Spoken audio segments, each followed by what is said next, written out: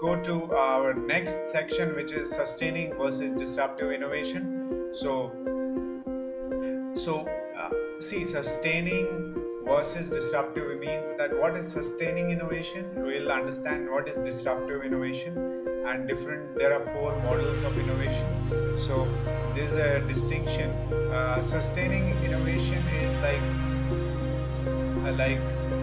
it is the improvements of the product or a service based on how based on known needs of current customers. Like it is like how we can improve in the current product which is like already there.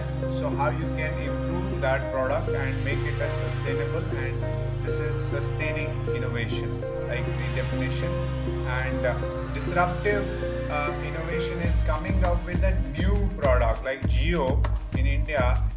Mukesh Ambani came up with a Geo with a different technology, and that was a disruptive innovation. Like the other telecom providers, they shut their business. You can see Idea, Vodafone, they merged in the business. Airtel had a lot of problems.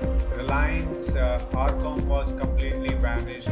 Other lot of companies got vanished because of disruptive innovation. Sustaining is the existing technology, you improve that, and disruptive is coming up with new technology and new product.